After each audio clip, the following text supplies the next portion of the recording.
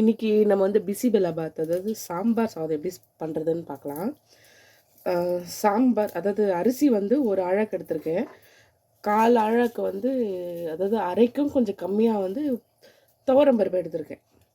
2த்தையும் நல்லா வாஷ் பண்ணிவிட்டு இது வந்து ஊற வைக்க டைம் இல்லை. லஞ்ச் பாக்ஸ் காலையிலே செஞ்சிடணும். மணி இப்போ 5:30 ஆகுது. இப்போ வந்து அது 2த்தையும் கழுவிட்டு அடுப்பில் வச்சுட்டேன். ஒரு அழகு அரிசிக்கு 2 அழகு தண்ணி ஊற்றிருக்கேன். இப்போ இதில் வந்து என்ன பண்ண போகிறோம் அப்படின்னா, இதில் வந்து துவரம்பருப்பும் அரிசியும் ஒன்றா கழுவி வச்சுருக்கேன். இப்போ இதில் வந்து தேவையான இந்த பருப்பு வேக வைக்கும்போது நம்ம போடுவோம் பார்த்திங்களா, பூண்டு, அப்புறம் வெங்காயம், தக்காளி இதெல்லாத்தையும் வந்து இதிலே போட போகிறேன்.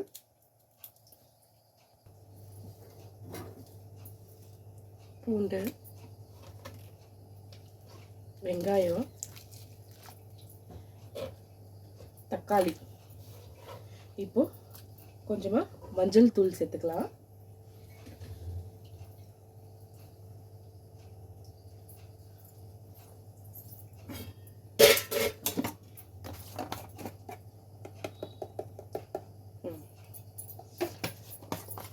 இப்போ கொஞ்சமாக ரைஸுக்கும் பருப்புக்கு தேவையான அளவு உப்பு சேர்த்துக்கலாம்.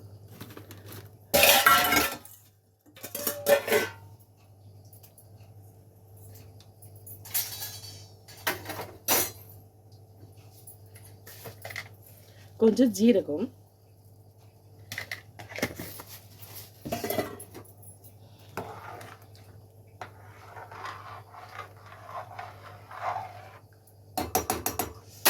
இது கொதிக்க ஆரம்பிக்கும் போது நம்ம இதை மூடி போட்டு விசில் போட்டுடலாம். பருப்பு கொதிக்குது. இப்போ மூடி வச்சிடலாம்.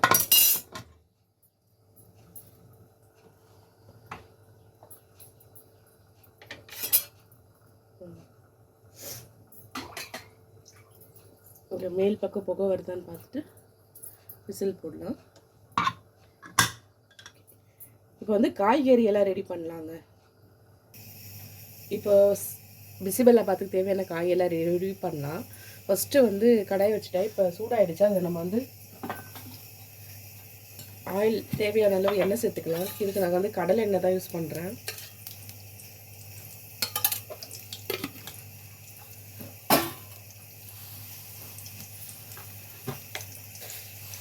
கடுகு,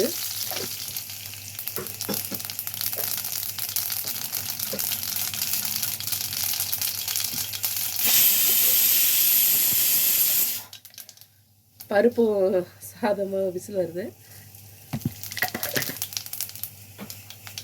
ஜீரகம், இப்போ இது கூட வெங்காயம்,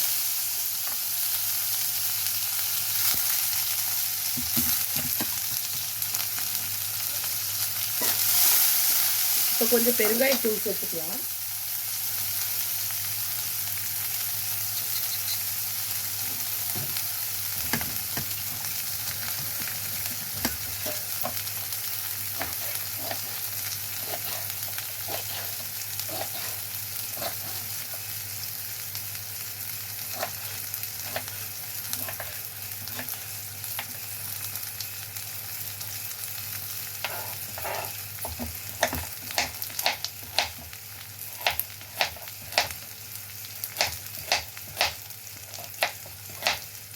வச்சுட்டு இது கூட வந்து கேரட்டு, பீன்ஸு, கத்திரிக்காய்.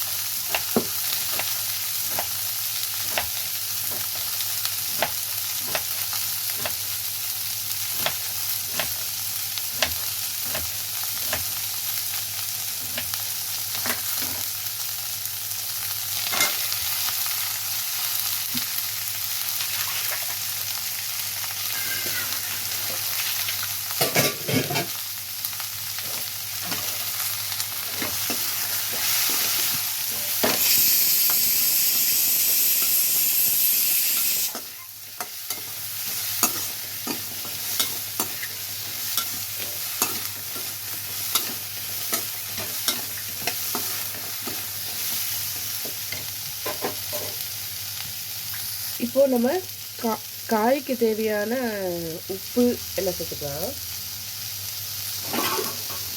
ஏன்னா அரிசிக்கு பருப்புக்கு தேவையான அளவு உப்பு ஏற்கனவே போட்டோம், அதனால் காய்க்கு தேவையான உப்பு மட்டும் போட்டால் போதும்.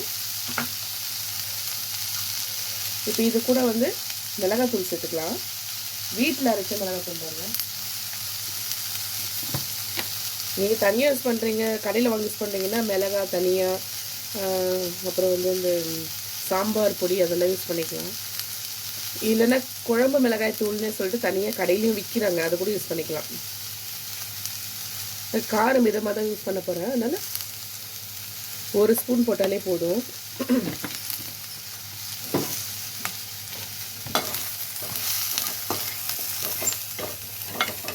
சிலர் என்ன பண்ணுவாங்க, அந்த அரிசி பருப்பு போடுறாங்க பார்த்தீங்களா, அது கூடவே வந்து காயும் சேர்த்து அப்படியே போட்டு வேக வச்சுருவாங்க. அந்த மாதிரி பண்ணிங்கன்னா காய் வந்து மொத்தமாக குழஞ்சி போயிடும், இல்லை ஒரு மாதிரி கூழ் மாதிரி ஆகிடும். இந்த மாதிரி செஞ்சிங்கன்னா உங்களுக்கு கொஞ்சம் இதுவாக இருக்கும். இப்போ இது கூட தண்ணி சேர்த்துக்கலாம், கொஞ்சமாக சேர்த்தா போதும். இதை வந்து நல்லா கொதிக்கிட்டோம், காயும் வந்து நல்லா வேகணுங்க.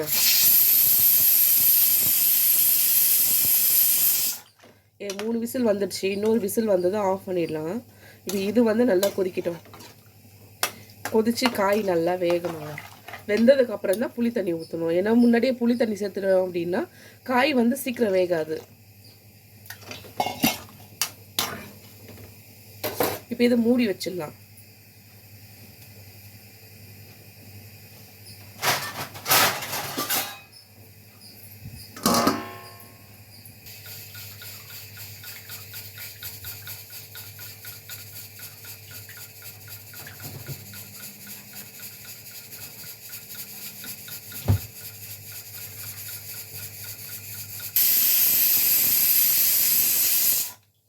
நாலு விசில் வந்தாச்சு. இப்போ நான் வந்து குக்கரை இறக்கி வச்சிடுறேன்.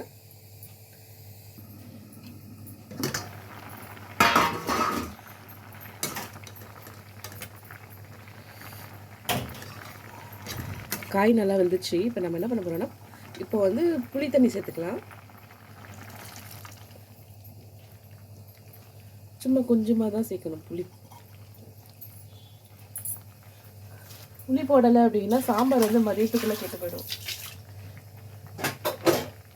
அதுக்காக நிறைய சேர்க்கக்கூடாது, லைட்டாக கொஞ்சமாக சேர்த்தா போதும். இதெல்லாம் கொஞ்சம் கொதிக்கிட்டோம். இப்போ நீங்கள் சாம்பார் பொடி யூஸ் பண்ணிங்கன்னா இந்த டைமுக்கு சாம்பார் பொடி போட்டு இது கொஞ்சம் நேரம் கொதிக்க வைக்கலாம். நான் சாம்பார் பொடி போட போகிறதில்ல.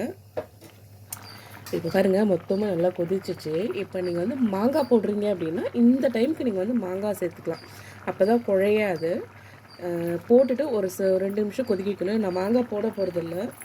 நீங்கள் போடுறதா இருந்தால் இந்த டைமுக்கு சேர்த்துட்டு கொஞ்சம் கலரிட்டும், அதாவது ரொம்ப நேரம் இருக்கக்கூடாது, ஒரு 30 செகண்ட் இருந்தாலே போதும். இப்போ வந்து இது இறக்கிட்டேன், குக்கர் எடுத்து வைக்கிறேன். குக்கர் வந்து விசில் போயிடுச்சு, தம்மெல்லாம் காலி ஆகிடுச்சு. ஃபுல்லாக சிம்மில் வச்சுட்டேன். இப்போ வந்து இதை பாருங்கள், இப்போ இதில் வந்து வேக வச்ச காய்கறியை நம்ம போட்டுக்கலாம். அட என்னடா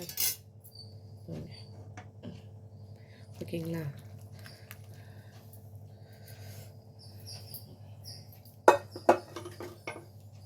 இப்போ அப்படியே கிளற வேண்டியதாங்க.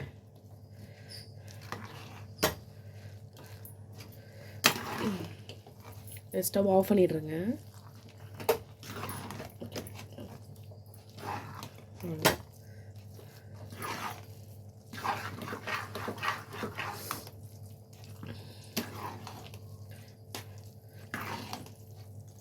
இப்போ இந்த டைமுக்கு வந்து குழன்னு இருக்குது பார்த்தீங்களா? இப்போ வந்து உப்பெல்லாம் திட்டமாக இருக்கான்னு மட்டும் பார்த்துக்கோங்க.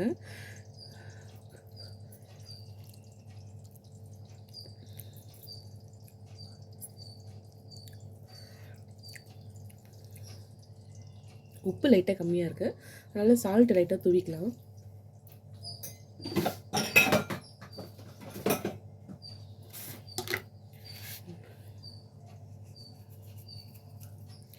சிலர் என்ன பண்ணுறீங்க அப்படின்னா, லஞ்ச் பாக்ஸ் கட்டும்போது வந்து நெய்யும் சேர்த்து வச்சு கட்டிடுறீங்க.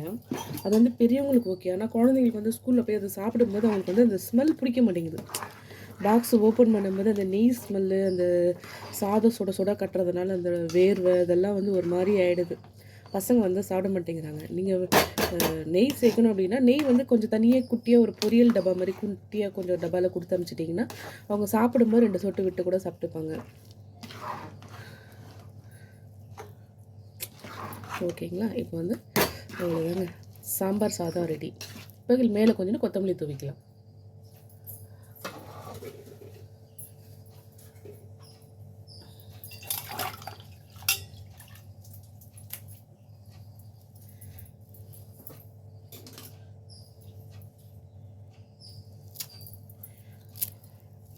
இதுக்கு பெஸ்ட்டு சைட் டிஷ் அப்படின்னு பார்த்தீங்கன்னா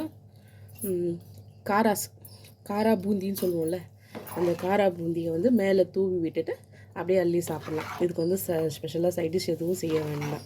நீங்கள் கொஞ்சம் இன்னும் பெட்டராக வேணும், இன்னும் நல்லா வேணும் அப்படின்னா முட்டை ஃப்ரை பண்ணிக்கலாம். அவிச்ச முட்டையை வேக வச்சு அதை மிளகாத்தூள் போட்டு வறுத்துக்கலாம். இல்லைன்னா பொட்டேட்டோ ஃப்ரை, அதுக்கு ஈடு இணையே கிடையாது. ஆனால் ஒரு பெஸ்ட்டுன்னு பார்த்தீங்கன்னா இந்த காரா பூந்தி தாங்க. சாம்பார் சாதம் ரெடி. இதை ஹாட் பாக்ஸ் மாற்றிட்டோம்னா மதியம் வரைக்கும் அப்படியே சுட சுட இருக்கும். இப்போ இதை வந்து மூடி வச்சுருவேன். அடுத்தது லஞ்சுக்கு நான் வந்து முட்டை ஃப்ரை பண்ணுறேன். அதாவது பாருங்கள், சாம்பார் சாதம் முட்டை ஃப்ரை இன்றைக்கி.